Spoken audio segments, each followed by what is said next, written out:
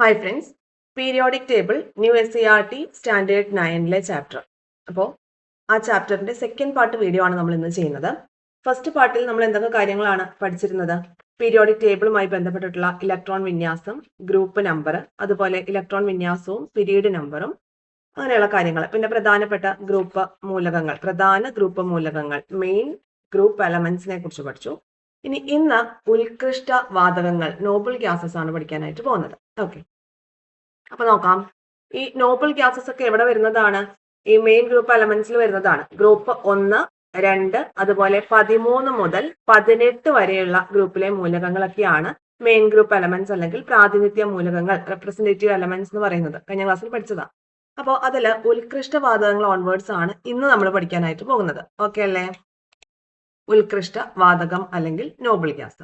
Noble gas ഏതൊക്കെയാണെന്ന് നമുക്കറിയാം. Helium, neon, argon, krypton, xenon, radon, oganesson എന്നിങ്ങനെയാണ് അല്ലെ.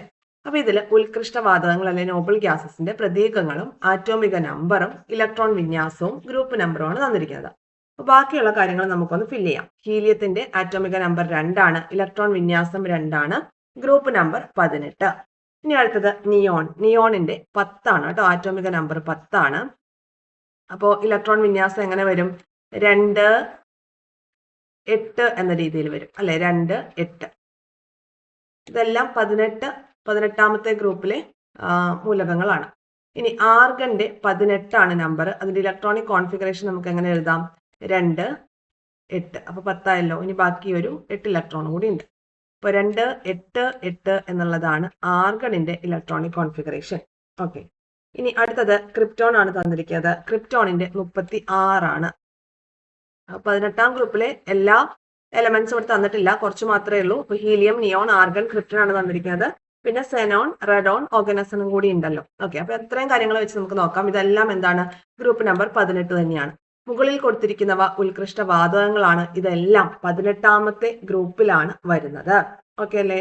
ഇനി നോക്കിയേ, ഹീലിയം ഒഴികെ മറ്റ് മൂലകങ്ങളുടെ ബാഹ്യതമ ഇലക്ട്രോണുകളുടെ എണ്ണത്തിൽ എന്ത് പ്രത്യേകതയാണ് ഉള്ളത്? ഇതാ നോക്കട്ടോ, ഇവിടെ നമ്മുടെ പീരിയോഡിക് ടേബിൾ കിടക്കുന്നുണ്ട്. ഈ ഒരു പീരിയോഡിക് ടേബിളിൽ നോക്കിയേ, ഇതാണ് 18ാമത്തെ ഗ്രൂപ്പ് അല്ലെ. ഇപ്പൊ helium, neon, argon, krypton, xenon, radon, oganesson. ഇതിൽ ഹീലിയം എന്ന് പറയുമ്പോൾ അതിൽ ആകെ എത്ര ഇലക്ട്രോൺസ് ആണുള്ളത്? 2 ഇലക്ട്രോൺസ് ആണുള്ളത്. ഓക്കെ, 2. പിന്നെ വരുന്നത് നിയോൺ. നിയോണിന്റെ 2, 8 ആറ്റോമിക് നമ്പർ 10 ആണ്. പിന്നെ വരുന്നത് ആർഗൺ 2, 8, 8 എന്നുള്ള ഇലക്ട്രോണിക് കോൺഫിഗറേഷൻ. ലാസ്റ്റ് ഷെല്ലിൽ 8 ഇലക്ട്രോൺ. ക്രിപ്റ്റന്റെ അവസാനത്തെ ഷെല്ലിൽ 8 electron. Xenon 8 electron. Radon 8 electron. Oganesson 8 electron. അവസാനത്തെ ഷെല്ലിലെ ഇലക്ട്രോൺ എന്ന് പറയുന്നത്, ബാഹ്യതമ ഷെല്ലിലെ ഇലക്ട്രോണിന്റെ എണ്ണം എന്ന് പറയുന്നത് 8 ആണെന്ന് നമുക്ക് മനസ്സിലായി. ഓക്കെ, ഇനി ഹീലിയം ഒഴികെയുള്ള മറ്റ് മൂലകങ്ങളുടെ ബാഹ്യതമ ഇലക്ട്രോണുകളുടെ എണ്ണത്തിൽ എന്ത് പ്രത്യേകതയാണ് ഉള്ളത്? ബാഹ്യതമ ഷെല്ലിൽ 8 ഇലക്ട്രോണുകളാണ് ഉള്ളതെന്ന് നമ്മൾ കണ്ടെത്തി. ഹീലിയം ആണെങ്കിൽ ആകെ 2 ഇലക്ട്രോൺ മാത്രമേ ഉള്ളൂ. ഇപ്പൊ ഡ്യൂപ്ലറ്റ് കോൺഫിഗറേഷൻ പറയും എന്നൊക്കെ നമ്മൾ ആറ്റത്തിന്റെ ഘടന പഠിച്ചപ്പോൾ ആ ഭാഗത്ത് പറഞ്ഞിട്ടുണ്ടായിരുന്നു. അപ്പൊ ഇവിടെ 8 ഇലക്ട്രോൺ ലാസ്റ്റ് ഷെല്ലിൽ വന്നു, ഒബ്ജക്റ്റ് കംപ്ലീറ്റ് ചെയ്തു. അപ്പോൾ ഹൈഡ്രജൻ, ഹീലിയം എന്നിവ ഒഴികെയുള്ള, ഇപ്പൊ ഈ ഹൈഡ്രജൻ അവിടെ നിൽക്കട്ടെ, നമുക്ക് ഹീലിയം നോക്കാം. ഹീലിയം ഒഴികെ ഉള്ള മറ്റ് മൂലകങ്ങളുടെ ബാഹ്യതമ ഷെല്ലിൽ 8 ഇലക്ട്രോൺ ഉണ്ടെങ്കിൽ അവ സ്ഥിരത കൈവരിക്കുന്നു. ഇത്തരത്തിൽ സ്ഥിരത നേടാൻ വേണ്ടിയിട്ടാണ് എല്ലാ മൂലക ആറ്റങ്ങളും രാസപ്രവർത്തനത്തിൽ പങ്കെടുക്കുന്നത്. നമ്മൾ പഠിച്ചിട്ടുള്ളതാണ്. അപ്പോ ഈ 18ാമത്തെ ഗ്രൂപ്പിലെ മൂലകങ്ങൾ ഓൾറെഡി ഒബ്ജക്റ്റ് കംപ്ലീറ്റ് ചെയ്തു, അല്ലെങ്കിൽ സ്റ്റെബിലിറ്റി കൈവരിച്ചു. അതുകൊണ്ട് വീണ്ടും എന്ത് ചെയ്യണ്ട? രാസപ്രവർത്തനത്തിൽ പങ്കെടുക്കണ്ട. രാസപ്രവർത്തനത്തിൽ പങ്കെടുക്കുന്ന എന്തിനാണ്? ഔട്ടർ മോസ്റ്റ് ഷെല്ലില് കൂടുതൽ ഇലക്ട്രോണിനെ കൈവരിച്ച് അല്ലെങ്കിൽ ഇലക്ട്രോണിനെ റിലീസ് ചെയ്തിട്ട് സ്റ്റെബിലിറ്റി അറ്റൈൻ ചെയ്യാൻ വേണ്ടിയിട്ടാണ്. അപ്പോൾ ഈ 18th ഗ്രൂപ്പ് മൂലകങ്ങൾ എന്ന് പറയുന്നത് ഓൾറെഡി സ്ഥിരത കൈവരിച്ച ഇലക്ട്രോൺ ക്രമീകരണമാണ് അവർക്കുള്ളത്. അപ്പൊ അതുകൊണ്ട് തന്നെ അവ എന്ത് ചെയ്യില്ല? രാസപ്രവർത്തനത്തിൽ പങ്കെടുക്കില്ല. അതുകൊണ്ട് അവയെ അലസവാതകങ്ങൾ എന്നും പറയുന്നുണ്ട്. ഇനേർട്ട് ഗ്യാസ്, നോബിൾ ഗ്യാസ് അല്ലെങ്കിൽ അലസവാതകങ്ങൾ എന്നൊക്കെ പറയുന്നത് ആരാണ്? 18th group മൂലകങ്ങളാണ്. ഇനി ഇവിടെ നോക്കിയേ, കുറച്ച് മൂലകങ്ങൾ തന്നിരിക്കുകയാണ്. പ്രതീകങ്ങളൊന്നും യഥാർത്ഥമല്ല, ജസ്റ്റ് ഇമാജിൻ ചെയ്തിട്ട് നമുക്ക് എഴുതാൻ വേണ്ടിയിട്ടാണ്. അപ്പൊ P8 എന്നാണ്. അപ്പൊ അതിന് ഇലക്ട്രോണിക് കോൺഫിഗറേഷൻ എങ്ങനെ വരും? 2, 6 എന്ന് വരും. അപ്പൊ ഇത് എന്താണ്? 18ാം ഗ്രൂപ്പിലെ മൂലകം അല്ല. Q എന്ന് പറയുന്ന ഒരു മൂലകം. അപ്പൊ 2, 8 എന്നുള്ളതാണ് അതിന്റെ ഇലക്ട്രോണിക് കോൺഫിഗറേഷൻ. ഓക്കെ, അപ്പൊ നമുക്കറിയാം അത് ഒബ്ജക്റ്റ് കൈവരിച്ചുകൊണ്ട് 18ാം ഗ്രൂപ്പ് മൂലകമാണ് നമുക്ക് അസ്യൂം ചെയ്യാം. ഓക്കെ, ഇനി 6 6 12 ആണ് അല്ലെ 12. അപ്പോ നമുക്ക് എങ്ങനെ എഴുതാം 2 10 അല്ലെ 10 ആണ് ബാക്കി വരുന്നത്. അപ്പൊ നമുക്ക് 2 8 2 എന്ന് എഴുതാം. ഇനി S18 എങ്ങനെ എഴുതാം 2 8 ബാക്കി ഒരു 8 കൂടി ഇല്ലേ? ഓക്കെ, അപ്പൊ 2 8 8. ഓക്കെ, ഇത് യഥാർത്ഥമായിട്ടുള്ള പ്രതീകങ്ങളല്ല, ജസ്റ്റ് നമുക്ക് ഇത് ചെയ്യാൻ വേണ്ടിയിട്ട് തന്നിരിക്കുന്ന ക്വസ്റ്റ്യൻസ് ആണ്. ഓക്കെ, അപ്പൊ ഇവിടെ ഇലക്ട്രോണിക് വിന്യാസം നമ്മൾ എഴുതി. ഇതിൽ ഉത്കൃഷ്ട വാതകങ്ങൾ ഏതൊക്കെയാണ്? ഉത്കൃഷ്ട വാതകം അല്ലെങ്കിൽ 18th ഗ്രൂപ്പ് മൂലകം എന്ന് പറയുമ്പോൾ അവസാനത്തെ ഷെല്ലിൽ 8 ഇലക്ട്രോൺ ഉണ്ടോ എന്ന് നോക്കിയാൽ മതി. അപ്പൊ നോക്കിയേ Q10 അതുപോലെ തന്നെ S18 ആണ് നമുക്കിവിടെ 18ാമത്തെ ഗ്രൂപ്പിലെ മൂലകങ്ങളായിട്ട് പറയാവുന്നത്. ക്ലിയർ ആണല്ലോ? ഓക്കെ, ഇനി അടുത്ത ഭാഗത്തേക്ക് വരാം. സംക്രമണ മൂലകങ്ങളെ കുറിച്ചാണ് പഠിക്കാനായിട്ട് പോകുന്നത്. ട്രാൻസിഷൻ എലമെന്റ്സ് നമ്മൾ പറഞ്ഞിട്ടുണ്ടായിരുന്നു. പീരിയോഡിക് ടേബിളിന്റെ കേസിലേക്ക് വരുമ്പോൾ ഇത് നോക്കിയേ 3 മുതൽ ഇതല്ലേ 3 മുതൽ 12 വരെയുള്ള ഈ ഒരു ഗ്രൂപ്പ് ഇത് ഡി ബ്ലോക്ക് എലമെന്റ്സ് ആണെന്ന് പറഞ്ഞു. ഡി ബ്ലോക്ക് എലമെന്റ്സിനെയാണ് സംക്രമണ മൂലകങ്ങൾ എന്ന് പറയുന്നത്. D block. അപ്പൊ 3 മുതൽ 12 വരെയുള്ള ഗ്രൂപ്പിലെ എലമെന്റ്സ് ആണ് ഇത് സംക്രമണ മൂലകങ്ങൾ അല്ലെങ്കിൽ ട്രാൻസിഷൻ എലമെന്റ്സ് എന്ന് പറയുന്നത്. അപ്പോ ഈ സംക്രമണ മൂലകങ്ങളെ കുറിച്ചുള്ള കൂടുതലായിട്ടുള്ള കാര്യങ്ങളിലേക്ക് നമുക്ക് വരാം. നോക്കിയേ, നമുക്ക് പരിചയമുള്ള സംക്രമണ മൂലകങ്ങളൊക്കെ ഏതൊക്കെയാണെന്നാണ് ചോദിക്കുന്നത്. ഏതൊക്കെ സംക്രമണ മൂലകങ്ങളെ നിങ്ങൾക്ക് അറിയാം? നോക്കൂ, ഇതാ നോക്കുക, ഇതിൽ പരിചയമുള്ളതൊക്കെ ഉണ്ടാവുമല്ലോ. ഏതൊക്കെയാണ്? വനേഡിയം ഉണ്ട്, chromium, manganese, iron, cobalt, nickel, copper, zinc, cadmium, mercury അല്ലെ. അങ്ങനെ നമുക്ക് പരിചയമുള്ള കുറെ മൂലകങ്ങൾ ഇവിടെ ഉണ്ട്. ഇനി ഈ ഒരു ഭാഗത്തേക്ക് വരുമ്പോൾ നോക്കിയേ, അവയെല്ലാം ലോഹങ്ങളാണോ? ഏത് പീരീഡ് മുതലാണ് സംക്രമണ മൂലകങ്ങൾ കാണപ്പെടുന്നത്? നമുക്ക് നോക്കാം. അപ്പോൾ സംക്രമണ മൂലകങ്ങളെല്ലാം ലോഹങ്ങളാണ് എന്ന പോയിന്റ് പഠിച്ചു വെക്കാം. സംക്രമണ മൂലകങ്ങളെല്ലാം ലോഹങ്ങളാണ് എന്ന പോയിന്റ് പഠിച്ചു വെക്കുക. ഇനി ഇവിടെ നോക്കിയേ, ഇത് എല്ലാം ലോഹങ്ങളാണോ എന്ന് ചോദിച്ചു. അപ്പൊ നമ്മൾ എല്ലാം ലോഹങ്ങളാണെന്നുള്ളത് പഠിച്ചു. ഇനി ഇത് ഏത് പീരീഡ് മുതലായി സംക്രമണ മൂലകങ്ങൾ വരുന്നത്? സംക്രമണ മൂലകങ്ങൾ എന്ന് പറഞ്ഞാൽ അത് ഏകദേശം ഇതാണല്ലോ, 3 മുതൽ 12 വരെയുള്ള ഈ ഒരു സെറ്റ്. ഇത് 4ാമത്തെ പീരീഡ് മുതൽ 7ാമത്തെ പീരീഡ് വരെയാണ് കിടക്കുന്നത്. 3ാമത്തെ ഗ്രൂപ്പ് മുതൽ 12ാമത്തെ ഗ്രൂപ്പ് വരെ, അതുപോലെ 4ാമത്തെ പീരീഡ് മുതൽ 7ാമത്തെ പീരീഡ് വരെ എന്നുള്ളതാണ് കിടക്കുന്നത്. ഓക്കെ, ഇനി നോക്കാം. പീരിയോഡിക് ടേബിളിന്റെ ഇടത് ഭാഗത്ത് പൊതുവെ ലോഹ സ്വഭാവം കൂടിയ 1ഉം 2ഉം ഗ്രൂപ്പ് മൂലകങ്ങളും.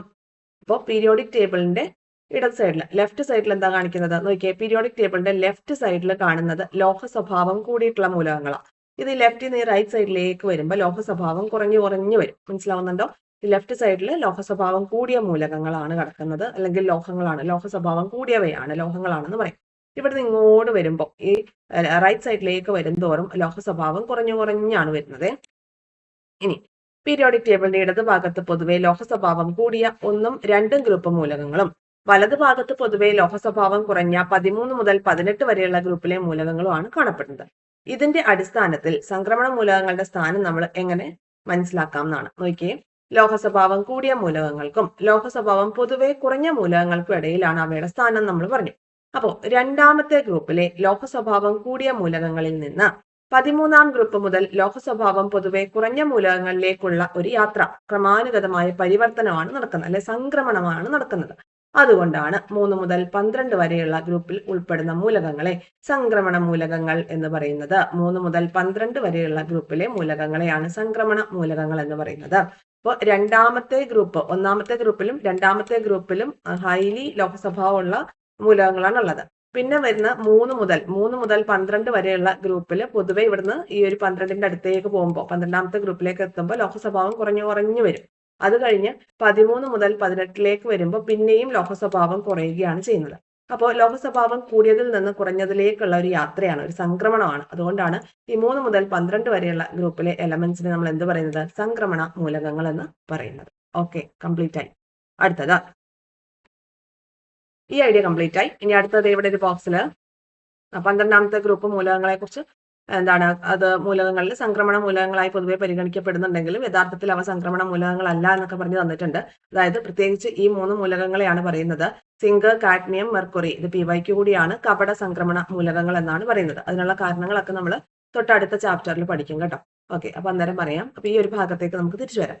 4ാമത്തെ പീരീഡിലെ ഏതാനും മൂലകങ്ങളുടെ ഇലക്ട്രോൺ വിന്യാസമാണ് നമുക്ക് തന്നിരിക്കുന്നത്. 4ാമത്തെ പീരീഡിലെയാണ് കേട്ടോ, 4ാമത്തെ പീരീഡ്. ഓക്കെ, അപ്പൊ നോക്കിയേ, ഗ്രൂപ്പ് നമ്പർ ഉണ്ട് അവയുടെ 1, 2, 3, 4, 5.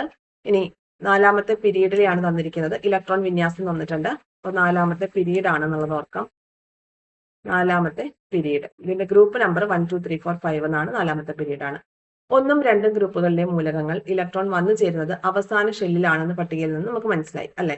അപ്പൊ നോക്കിയേ, 19 ഇലക്ട്രോണിക വിന്യാസം നമ്മൾ എഴുതിയത് 2, 8, 8, 1 എന്നുള്ളതാണ്. അതുപോലെ 20 ആണെങ്കിൽ 2, 8, 8, 2 എന്നുള്ളതാണ്.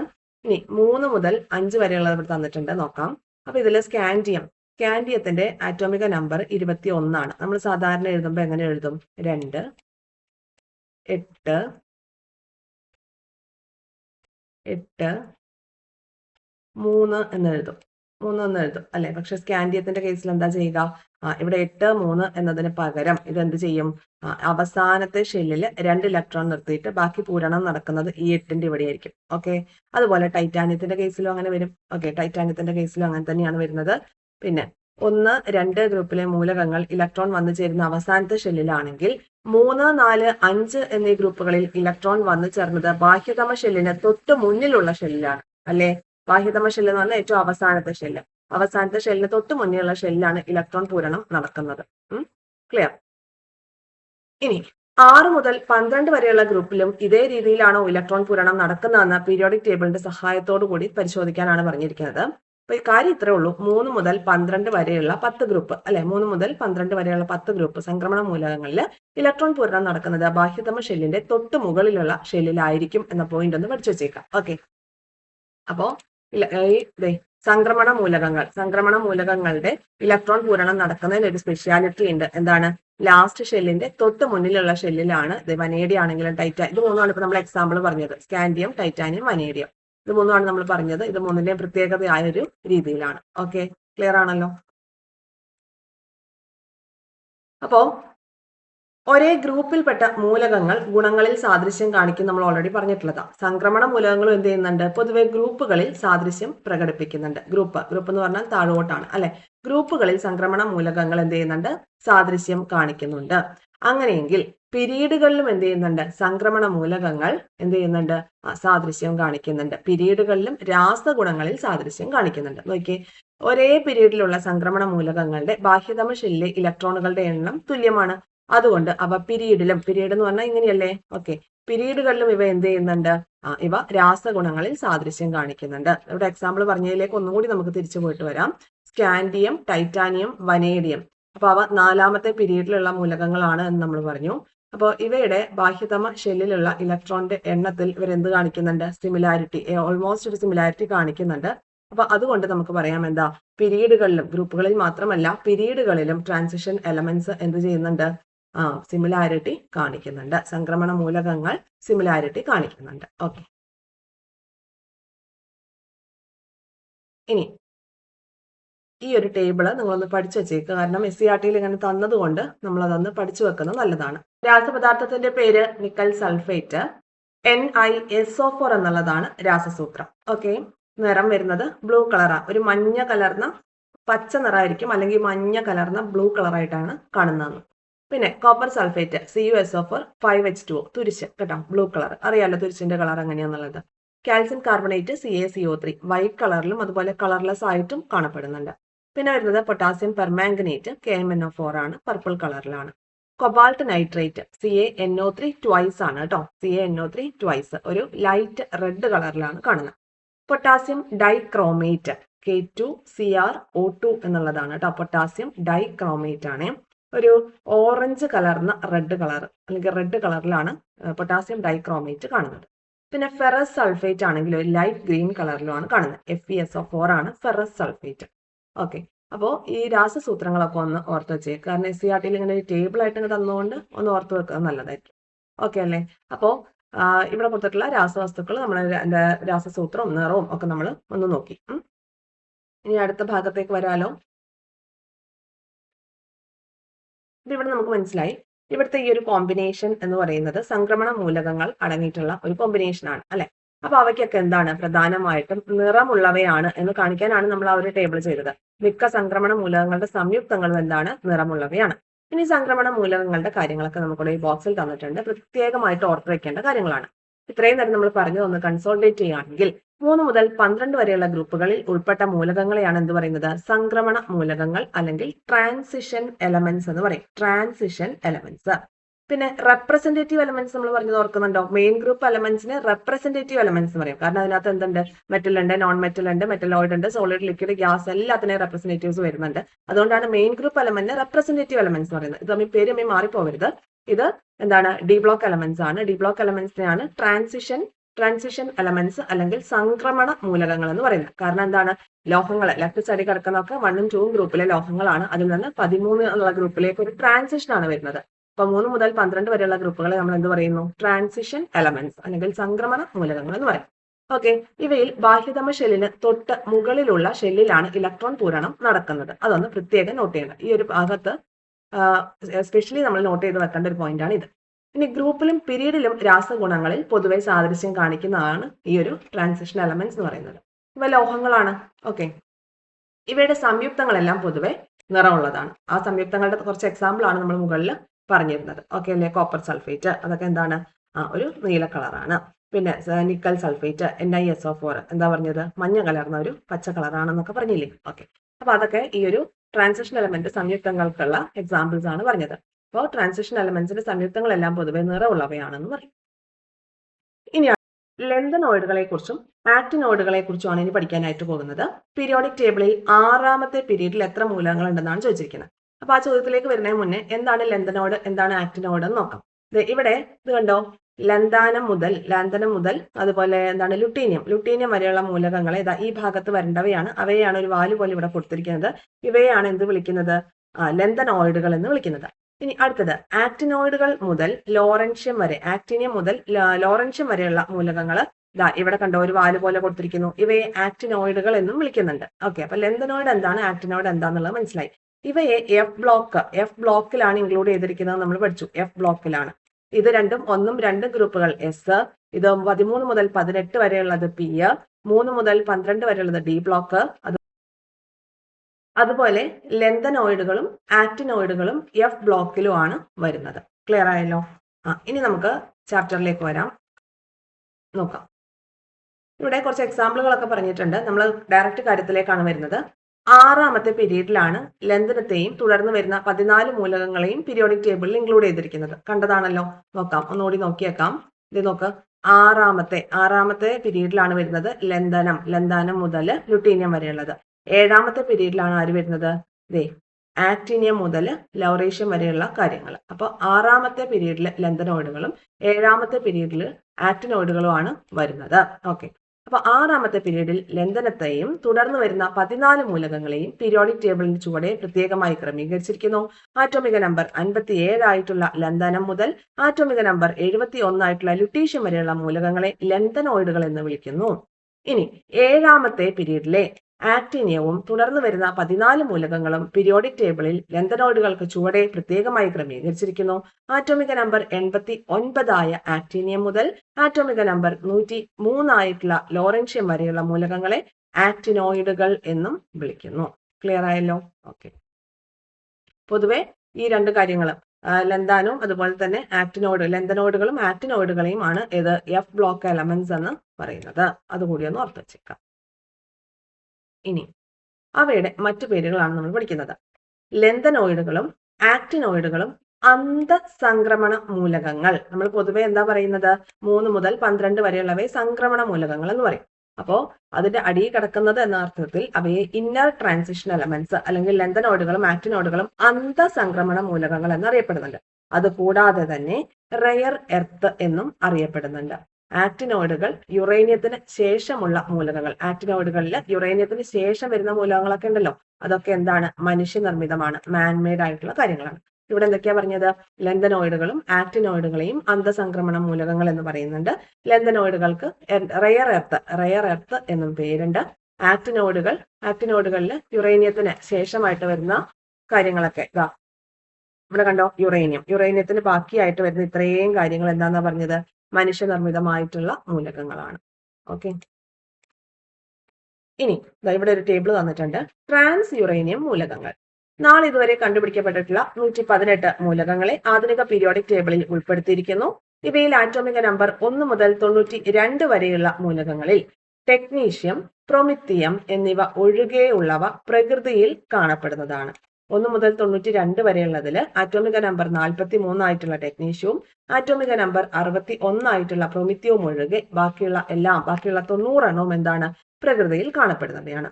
ആറ്റോമിക നമ്പർ 92 ശേഷമുള്ള മൂലകങ്ങൾ കൃത്രിമമായി നിർമ്മിക്കപ്പെട്ടിട്ടുള്ളവയാണ്. ഓക്കെ, അപ്പൊ ആറ്റോമിക നമ്പർ 92 വരുന്നത് ഏതിനാണ്? നോക്കിക്കേ, നമ്മൾ പറഞ്ഞു യുറേനിയത്തിനാണ് 92. അതിനുശേഷം വരുന്നത് അങ്ങോട്ടുള്ളതൊക്കെ എന്താണ്? കൃത്രിമമായിട്ട് നിർമ്മിക്കപ്പെട്ടിട്ടുള്ള കാര്യങ്ങളാണ്. 92 ശേഷം വരുന്ന എല്ലാ കാര്യങ്ങളും കൃത്രിമമായിട്ട് നിർമ്മിക്കപ്പെട്ടിട്ടുള്ളതാണെന്നാണ് പറഞ്ഞത്. ഓക്കെ, നോക്കാം. കൃത്രിമ മൂലകങ്ങൾ സ്ഥിരത കുറഞ്ഞവയും റേഡിയോ ആക്റ്റീവ് സ്വഭാവം പ്രദർശിപ്പിക്കുന്നവയുമാണ്. ആറ്റോമിക നമ്പർ 92 ആയിട്ടുള്ള യുറേനിയത്തിന് ശേഷം വരുന്ന മൂലകങ്ങളൊക്കെ എന്താണ്? ട്രാൻസ് യുറേനിയം മൂലകങ്ങൾ എന്ന് അറിയപ്പെടുന്നു. അപ്പൊ 92 ആണ് യുറേനിയത്തിന്റെ ഒരു ആറ്റോമിക നമ്പർ ആയിട്ട് വരുന്നത്. ഈ 92 ശേഷമുള്ള മൂലകങ്ങളൊക്കെ ട്രാൻസ് യുറേനിയം മൂലകങ്ങൾ എന്ന് പറയുന്നു. ഇവയെല്ലാം കൃത്രിമമായിട്ട് നിർമ്മിക്കപ്പെട്ടിരിക്കുന്നവയാണ്. അപ്പൊ ട്രാൻസ് യുറേനിയം മൂലകങ്ങൾ ക്ലിയർ ആയല്ലോ. ഇനി അടുത്തത് പീരിയോഡിക് ടേബിളിലെ ക്രമാവർത്തന പ്രവണത, അതാണ് നോക്കാനായിട്ട് പോകുന്നത്. പീരിയോഡിക് ടേബിളിലെ ക്രമാവർത്തന പ്രവണതയെ കുറിച്ച് നോക്കാം. ഗ്രൂപ്പിലും പീരീഡിലുമുള്ള സ്ഥാനത്തിനനുസരിച്ച് മൂലകങ്ങളുടെ രാസഭൗതിക സ്വഭാവങ്ങൾക്ക് ക്രമാനുഗതമായിട്ടുള്ള മാറ്റം ഉണ്ടാവുന്നുണ്ട്. ആറ്റോമിക നമ്പർ വ്യത്യാസപ്പെടുന്നതിനനുസരിച്ച് ഇലക്ട്രോൺ വിന്യാസത്തിലും ഷെല്ലുകളുടെ എണ്ണത്തിലും മാറ്റം ഉണ്ടാകുന്നുണ്ട്. അല്ലെ, ഇലക്ട്രോണിന്റെ നമ്പർ കൂടുന്നതിനനുസരിച്ച് ഷെല്ലുകളുടെ എണ്ണം കൂടും. ആറ്റോമിക നമ്പർ കൂടുന്നതിനനുസരിച്ച് ഇലക്ട്രോൺ വിന്യാസത്തിലുള്ള മാറ്റങ്ങൾ വരും. അതിനനുസരിച്ച് ഷെല്ലുകൾക്ക് എണ്ണം കൂടും. അപ്പോ ആറ്റത്തിന്റെ വലിപ്പം ഗ്രൂപ്പിലും പീരീഡിലും എങ്ങനെയാണ്? PYQ ആണ് കേട്ടോ. നോക്കാം. ഇവിടെ 2 പോയിന്റുകളെ നമുക്ക് പഠിക്കാനുള്ളൂ. ആ 2 പോയിന്റുകളിലേക്കാണ് വരുന്നത്. ആറ്റത്തിന്റെ വലിപ്പം ഗ്രൂപ്പിൽ താഴേക്ക് വരുമ്പോൾ എങ്ങനെയാണ്, പീരീഡിൽ ലെഫ്റ്റ് ടു റൈറ്റ് പോകുമ്പോൾ എങ്ങനെയാണെന്നാണ് നോക്കുന്നത്. അപ്പൊ നമുക്ക് അതിന്റെ കാര്യത്തിലേക്ക് വരാം. നോക്കാം. ആറ്റങ്ങൾ അതിസൂക്ഷ്മ കണങ്ങളാണെങ്കിലും ഒരു മൂലകത്തിന്റെ സ്വഭാവം അതിലെ ആറ്റങ്ങളുടെ വലിപ്പവുമായി വളരെയേറെ ബന്ധപ്പെട്ടിരിക്കുന്നു. ആറ്റത്തിന്റെ വലിപ്പം പ്രസ്താവിക്കുന്നതിനുള്ള ഒരു രീതിയാണ് ആറ്റോമിക ആരം. ആറ്റത്തിന്റെ വലിപ്പം പ്രസ്താവിക്കുന്നതിനുള്ള ഒരു രീതിയാണ് ആറ്റോമിക ആരം. ഈ ആറ്റോമിക ആരം അളക്കാൻ ഉപയോഗിക്കുന്ന യൂണിറ്റ് ഏതാണ്? നിങ്ങൾ ചെയ്യേണ്ട ഒരു ക്വസ്റ്റ്യൻ ആണ്. കമന്റ് ബോക്സിൽ ചെയ്യുക കേട്ടോ. ആറ്റോമിക ആരം അളക്കാൻ ഉപയോഗിക്കുന്ന യൂണിറ്റ് ഏതാണ്? ഓക്കെ, ആറ്റോമിക ആരമാണ് കേട്ടോ, പ്രത്യേകം ഓർക്കാം.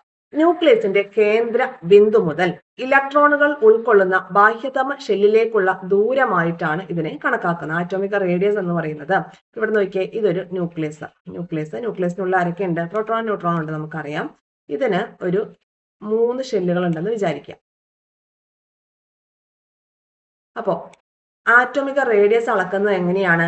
ന്യൂക്ലിയസിന്റെ കേന്ദ്ര ബിന്ദു മുതൽ, ഇതാണ് ന്യൂക്ലിയസിന്റെ കേന്ദ്ര ബിന്ദു മുതൽ ഇലക്ട്രോൺ ഉൾക്കൊള്ളുന്ന ബാഹ്യതമ ഷെല്ല്, ഇതാണല്ലോ ബാഹ്യതമ ഷെല്ല്, ഏറ്റവും ഔട്ടർ മോസ്റ്റ് ഷെല്ല്. അപ്പൊ ഈ കേന്ദ്രത്തിൽ നിന്ന് ഔട്ടർ മോസ്റ്റ് ഷെല്ലിലേക്കുള്ള ദൂരം, ഇതിനെയാണ് എന്ത് പറയുന്നത്? ആറ്റോമിക റേഡിയസ്. എന്റെ ചോദ്യം, ആറ്റോമിക റേഡിയസ് അളക്കാൻ ഉപയോഗിക്കുന്ന യൂണിറ്റ്, ഏകകം ഏത് എന്നുള്ളതാണ്. ഇനി ന്യൂക്ലിയസിന്റെ വലിപ്പത്തെ സ്വാധീനിക്കുന്ന 2 പ്രധാനപ്പെട്ട ഘടകങ്ങൾ എന്തൊക്കെയാണ്? ഒന്ന് ന്യൂക്ലിയർ ചാർജും ഷെല്ലുകളുടെ എണ്ണവുമാണ് ആറ്റത്തിന്റെ വലിപ്പത്തെ സ്വാധീനിക്കുന്ന 2 പ്രധാനപ്പെട്ട ഘടകങ്ങൾ. ഓക്കെ, ഇനി നമുക്ക് ഗ്രൂപ്പ് 1 കുറച്ച് മൂലകങ്ങളാണ് തന്നിരിക്കുന്നത്. Group 1 lithium, sodium, potassium, rubidium, atomic number, electronic configuration, ഷെല്ലുകളുടെ എണ്ണം.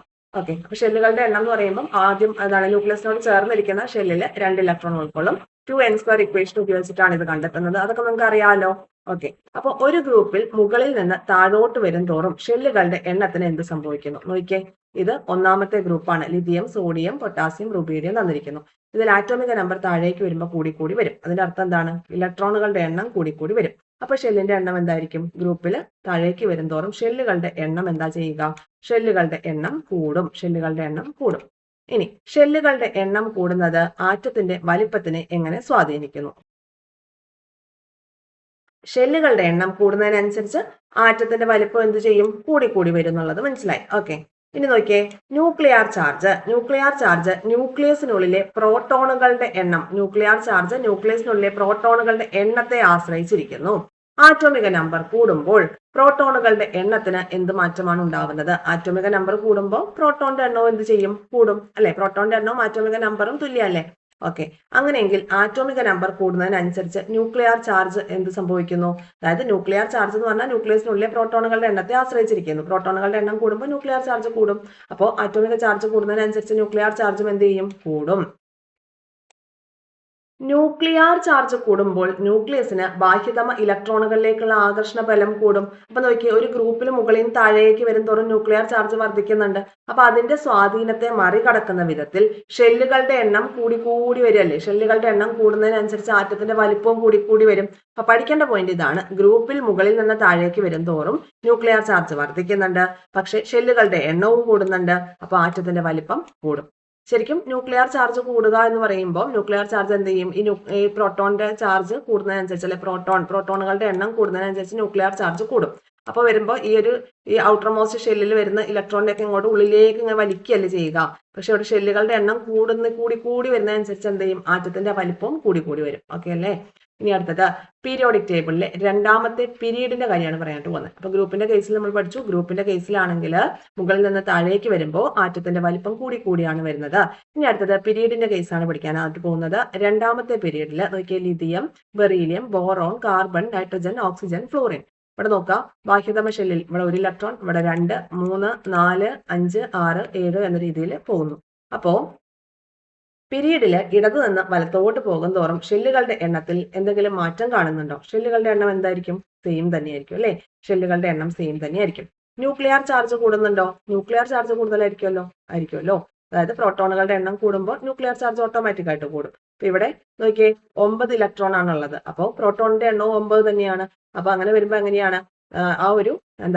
ന്യൂക്ലിയർ ചാർജ് കൂടി കൂടി വരും. ന്യൂക്ലിയർ ചാർജ് പീരീഡിൽ കൂടി കൂടി വരും. അപ്പൊ പീരീഡിൽ ഇടത്ത് നിന്ന് വലത്തോട്ട് പോകും തോറും ന്യൂക്ലിയർ ചാർജ് കൂടുന്നുണ്ടെങ്കിലും ഷെല്ലുകളുടെ എണ്ണത്തിൽ മാറ്റമൊന്നുമില്ല. അപ്പോ ബാഹ്യതമ ഇലക്ട്രോണിന്മേലുള്ള ന്യൂക്ലിയസിന്റെ ആകർഷണ ബലത്തിന് എന്ത് മാറ്റം ഉണ്ടാകുന്നു? ആകർഷണം കൂടുകയാണ് ചെയ്യുന്നത്. അങ്ങനെ ആകർഷണം കൂടി കൂടി കൂടി എന്ത് ചെയ്യും?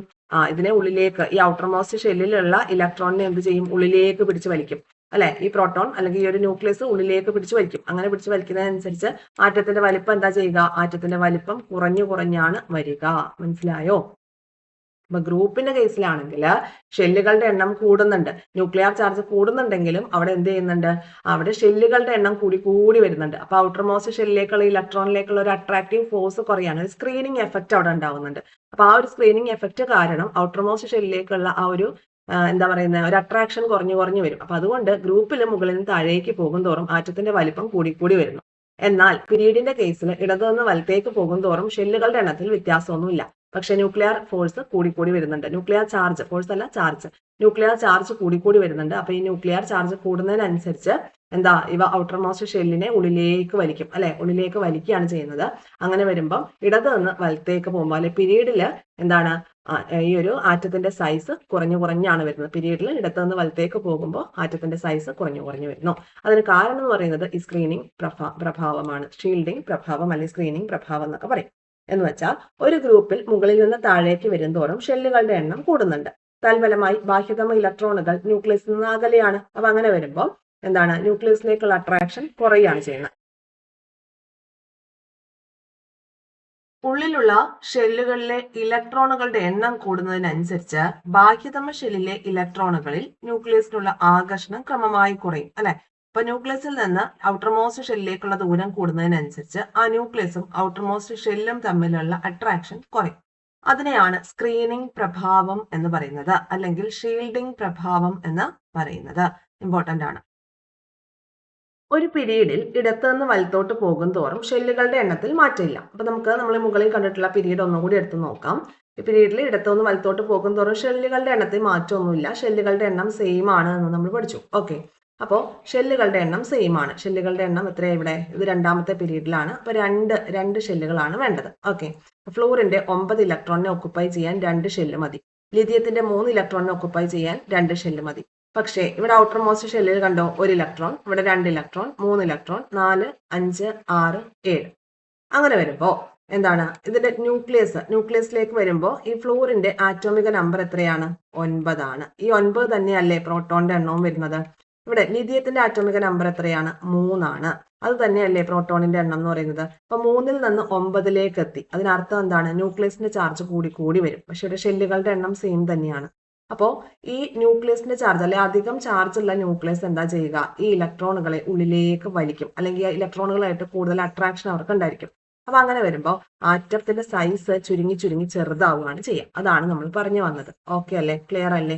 ഡൗട്ട് ഉണ്ടെങ്കിൽ അത് ക്ലിയർ ആക്കി വേണം പോവാൻ. അല്ലെങ്കിൽ ഞാൻ ഇവ പറഞ്ഞ കാര്യം അത് ഒന്നും കൂടി റിപ്പീറ്റ് ചെയ്ത് കേൾക്കാനായിട്ട് ശ്രദ്ധിക്കാം. അപ്പോൾ ഒരു പീരീഡിൽ ഇടത്ത് നിന്ന് വലത്തേക്ക് പോകും തോറും ഷെല്ലുകളുടെ എണ്ണത്തിൽ മാറ്റമൊന്നുമില്ല. എന്നാൽ ന്യൂക്ലിയർ ചാർജ് ക്രമേണ കൂടി കൂടി വരുന്നുണ്ട്. ബാഹ്യതമ ഇലക്ട്രോണുകളിൽ ന്യൂക്ലിയസിന്റെ ആകർഷണ ബലം കൂടുന്നുണ്ട്.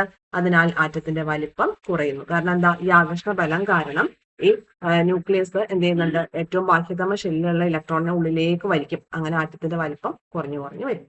പീരിയോഡിക് ടേബിളിൽ പൊതുവെ വലിപ്പം കൂടിയ ആറ്റങ്ങളുടെ സ്ഥാനം എവിടെയായിരിക്കും? വലിപ്പം കൂടിയ ആറ്റങ്ങളുടെ സ്ഥാനം എന്ന് പറയുമ്പോൾ ഈ ഒരു ഇടത് സൈഡിലായിരിക്കും. ഇടതുവശത്ത് ഏറ്റവും താഴെയായിട്ടായിരിക്കും എന്ത് ചെയ്യുന്നത്? വലിപ്പം കൂടിയിട്ടുള്ള ഈ ആറ്റങ്ങളൊക്കെ കിടക്കുന്നത്. മനസ്സിലായോ? ഓക്കെ, അപ്പോൾ ഇടതുവശത്ത് ഏറ്റവും താഴെയായിരിക്കും എന്നുള്ളത് മനസ്സിലാക്കി വെക്കുക. അങ്ങനെയാണെങ്കിൽ ഏറ്റവും വലിപ്പം കൂടിയ ആറ്റം എന്ന് പറയുന്നത് ഏതിനായിരിക്കും? ഫ്രാൻസിയത്തിനായിരിക്കും. ഫ്രാൻസിയത്തിന്. ഓക്കെ, അപ്പോൾ ഫ്രാൻസിയത്തിലായിരിക്കും ഏറ്റവും വലിപ്പം കൂടിയിട്ടുള്ള ആറ്റം ഉണ്ടാകുന്നത്. ക്ലിയർ അല്ലേ?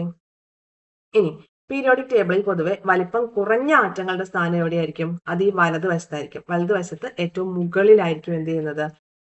ഈ ഒരു വലിപ്പം വലിപ്പം കുറഞ്ഞിട്ടുള്ള ആറ്റങ്ങളുടെ സ്ഥാനം എന്ന് പറയുന്നത് വലതുവശത്തായിരിക്കും. വലതുവശത്ത് തന്നെ ഏറ്റവും മുകളിലായിരിക്കും. അങ്ങനെയാണ് ഏറ്റവും ചെറിയ ആറ്റം എന്ന് പറയുന്നത് ഹീലിയത്തിൻ്റെതായിട്ട് വരുന്നത്. ഓക്കെ, ഹൈഡ്രജന്റെ ഈ ഒരു ഇലക്ട്രോൺ മാത്രമുള്ള ആറ്റത്തേക്കാൾ ചെറുതാണ് ഹീലിയത്തിന്റെ 2 ഇലക്ട്രോൺ ഉള്ള ആറ്റത്തിന്റെ സൈസ് എന്ന് പറയുന്നത്. മനസ്സിലാവുന്നുണ്ടോ?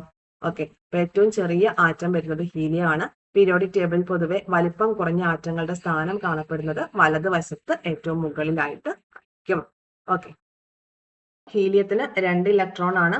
പക്ഷെ ഇതെന്താണ്? ഇത് ന്യൂക്ലിയർ ചാർജ് കൂടുതലായിരിക്കും. അപ്പൊ എന്ത് ചെയ്യും? ഇത് കൂടുതൽ ഉള്ളിലേക്ക് വലിച്ച് അട്രാക്ഷൻ അവിടെ കൂടുതലായ കാരണം സൈസ് കുറവായിരിക്കും എന്നുള്ളത് പഠിച്ചു വെക്കാം. ഓക്കെ, ഇനി അടുത്ത ഭാഗത്തേക്ക് നമ്മൾ വരികയാണ്.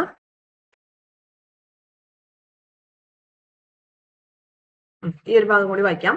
ഒരു ഗ്രൂപ്പിൽ മുകളിൽ നിന്ന് താഴേക്ക് വരുന്തോറും ആറ്റത്തിന്റെ വലിപ്പം കൂടി വരുന്നു. ഒരു പീരീഡിൽ ഇടത്ത് നിന്ന് വലത്തേക്ക് പോകുന്തോറും ആറ്റത്തിന്റെ വലിപ്പം പൊതുവെ കുറഞ്ഞു വരുന്നു. ഈ 2 പോയിന്റുകൾ മാത്രമാണ്. ഇതൊരു പോയിന്റ്, ഇതൊരു പോയിന്റ്, ഇതൊരു പോയിന്റ്. ഈ 2 പോയിന്റുകൾ മാത്രമാണ് നമുക്ക് ആറ്റത്തിന്റെ വലിപ്പം ഗ്രൂപ്പിലും പീരീഡിലും എന്ന് പറയുമ്പോൾ ആ ഭാഗത്ത് പഠിക്കേണ്ടത്. ഓക്കെ, ഗ്രൂപ്പിൽ മുകളിൽ താഴേക്ക് വരുന്തോറും ആറ്റത്തിന്റെ വലിപ്പം കൂടി വരും. പീരീഡിലാണെങ്കിൽ ഇടത്തു നിന്ന് വലത്തോട്ട് പോകുന്തോറും ആറ്റത്തിന്റെ വലിപ്പം പൊതുവെ കുറഞ്ഞു വരും.